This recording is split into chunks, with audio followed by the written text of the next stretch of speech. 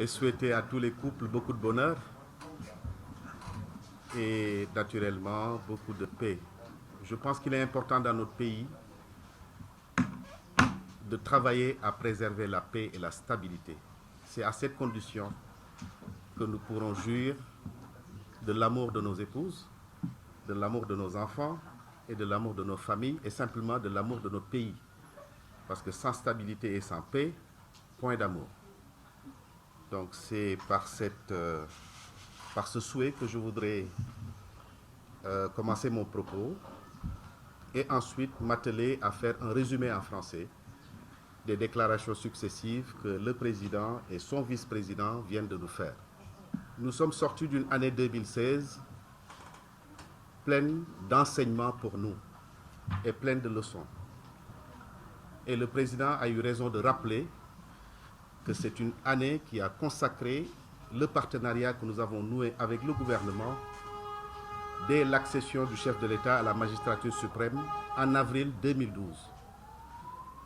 Ce partenariat s'est poursuivi et s'est prolongé dans le cadre de la réalisation de l'objectif présidentiel en matière d'autosuffisance en riz. C'est pourquoi il est important pour nous de réaffirmer notre disponibilité à poursuivre ce partenariat. Mais nous entendons poursuivre ce partenariat avec toute la responsabilité qui s'y est. Parce que c'est un partenariat que nous avons délibérément engagé avec le gouvernement sans aucune forme de contrainte. Mais c'est un partenariat également que nous pensons doublement bénéfique, aussi bien pour nous que pour les populations sénégalaises. Donc c'est pourquoi, à chaque fois qu'il y aura des difficultés dans la mise en œuvre de ce partenariat-là, nous les identifierons, nous les exposerons à qui de droit, et si ces difficultés persistent, nous les partagerons avec l'opinion, sans aucune forme d'arrière-pensée. Nous avons connu ces derniers temps quelques petites perturbations dans le marché, notamment au niveau des prix. Les différents responsables de l'UNACOIS l'ont évoqué tout à l'heure. Aujourd'hui, Dieu merci, le marché des denrées, notamment alimentaires, retrouve son calme et sa stabilité. Donc, il y a des stocks suffisants en riz. Il y en a également sur les autres denrées dont les Sénégalais consomment au quotidien. Mais il y a une perception que nous souhaitons partager avec un maximum de Sénégalais parce que ça nous paraît fondamental. Qui tient l'alimentation d'un pays tient le pays. Et personne n'a le droit de prendre en otage le peuple sénégalais. Nous pensons que c'est une situation que tout le monde doit refuser. Ça, c'est premièrement.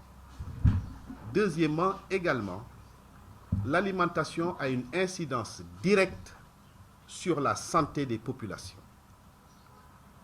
Le taux d'espérance de vie dans certains pays se mesure par rapport à la qualité de leur alimentation.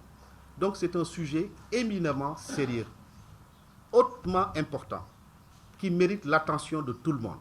Les pouvoirs publics, le secteur privé, la presse et toutes les autres parties prenantes. C'est pourquoi nous pensons que chacun d'entre nous doit jouer son rôle et doit le faire pleinement et de manière responsable.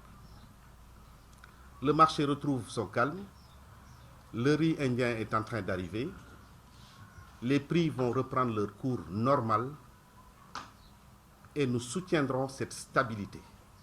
Ça, nous tenons à le dire sans ambages. Si ce n'était pas possible, nous n'aurions pas hésité une seule minute à le dire, parce que nous sommes des privés. Tout sacrifice a des limites. S'il s'avère qu'on est dans des situations où on ne peut plus vendre et réaliser un minimum de profit, alors là, si c'était le cas, nous l'aurions fait. Mais ce n'est pas encore le cas.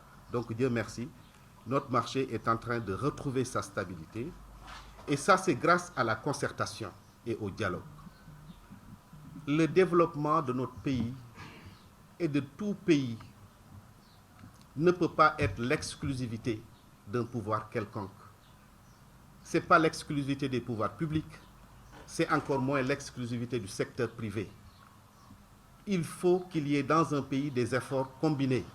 Efforts des pouvoirs publics, efforts du secteur privé, sous, naturellement, l'arbitrage et la vigilance de ceux qui n'ont pas de position, comme la presse. Donc c'est une configuration qui nous permet extrêmement importante, qu'il faut préserver. À cela s'ajoute l'objectif particulier que le gouvernement s'est fixé en matière d'autosuffisance en riz. Est-ce que cet objectif est réalisable? Si oui, où est-ce que nous en sommes? Sinon, quelles en sont les causes? En ce qui concerne l'UNACOIS, nous estimons que l'objectif présidentiel de réalisation d'autosuffisance est possible. Est-ce que les conditions de réalisation de cet objectif sont réunies? À notre avis, oui. J'y reviendrai tout à l'heure, parce que dans ces conditions-là, nous y avons une part de responsabilité que nous comptons assumer jusqu'au bout. Donc, l'objectif, les conditions de réalisation de l'autosuffisance en riz au Sénégal nous semblent parfaitement réunies. Mais une chose est de vouloir atteindre une performance, une autre est de rester et d'avoir la capacité de rester dans cette dynamique de performance. Donc l'enjeu, ce n'est pas de réaliser une autosuffisance sur une année. L'enjeu, c'est de réaliser l'autosuffisance de manière durable. Sur une année, sur 2 ans, sur 3 ans, sur 4 ans, sur 10 ans, et durablement. Donc la soutenabilité de l'autosuffisance est un paramètre essentiel qu'il nous faut bien cerner, n'est-ce pas, pour voir quels sont les mécanismes qu'il faut mettre en place pour que cette performance de réalisation d'autosuffisance puisse être une performance soutenable. Et c'est l'occasion pour moi, au nom du président de l'UNACOIS et des responsables du bureau exécutif ici présents, de saluer les interventions combinées du ministère du Commerce et du ministère en charge de l'Agriculture. Il est vrai que de temps en temps, quand ça ne marche pas, nous n'hésitons pas à tirer sur eux, mais quand ils travaillent bien, je pense que le minimum, c'est de le reconnaître. Donc, à nos côtés, ils ont déployé les interventions, les outils et les moyens que nous attendions de leur part pour qu'ensemble, nous puissions conduire doublement et la commercialisation du riz local, du riz sénégalais, et le mécanisme de régulation de l'importation pour que notre pays ne puisse pas connaître ou accuser des situations de pénurie ou de manque de riz, quelle que soit la période. Donc, ces efforts entrepris par les autorités sont des efforts à saluer. Mais nous pensons qu'il y a des efforts supplémentaires qu'il faut envisager dans les meilleurs délais. Le riz sénégalais n'est pas compétitif et il faut qu'il le soit. Il faut qu'il soit compétitif pour le producteur, c'est-à-dire le paysan qui met ses graines sous terre, qui espère récolter du paddy, le vendre à des transformateurs. Il faut que ce paysan-là puisse en tirer profit. Il faut que l'usinier qui est le transformateur, qui prend le riz paddy pour le transformer doublement en riz entier et en riz brisé 100%, puisse y tirer son compte. Il faut enfin que nous, distributeurs qui occupons le segment de la commercialisation, qui déployons la logistique nécessaire de Dakar à Ross Béthio et dans les zones de transformation, pour les acheminer dans les zones de consommation, il faut également qu'on y trouve notre compte. Donc il faut que le profit soit partagé dans toute la chaîne de valeur. Mais également, je suis d'accord avec vous, certains d'entre vous certainement y pensent, il faut que le consommateur aussi y trouve son compte.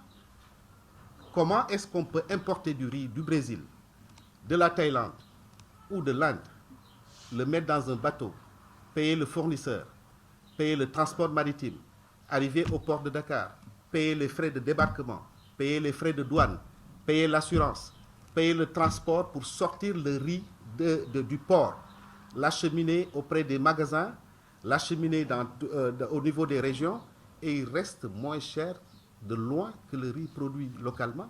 Il y a un problème.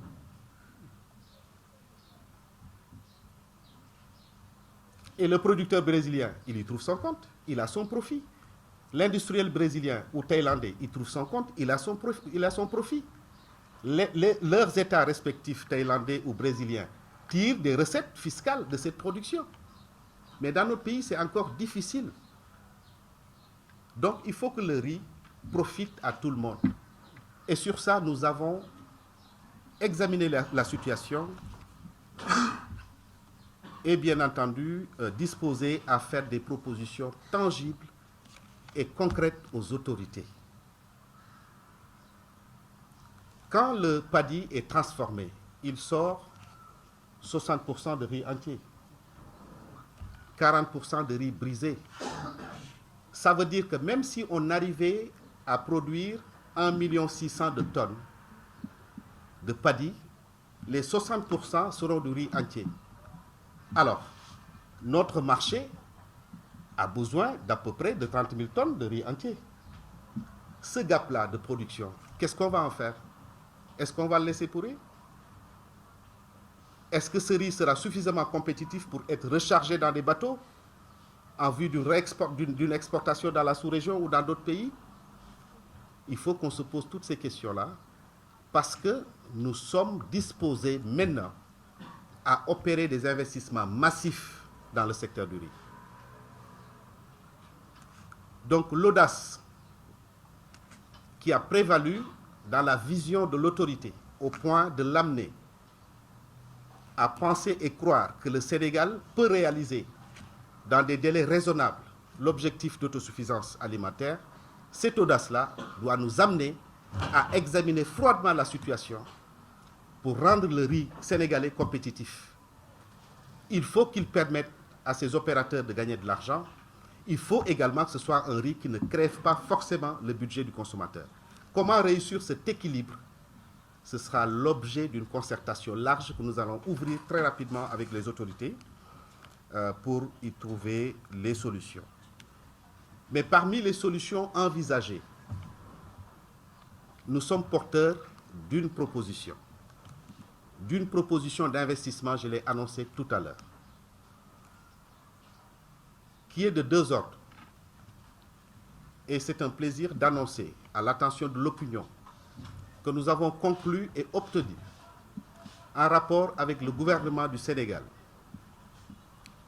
dans le cadre d'une société dénommée Valnovel SA, qui regroupe l'UNACOIS, le conseil départemental de Podor, l'ASPRODEP, qui est l'association des producteurs de base, la fondation Cheikh Oumar Foutiyou Tall et des amis investisseurs étrangers.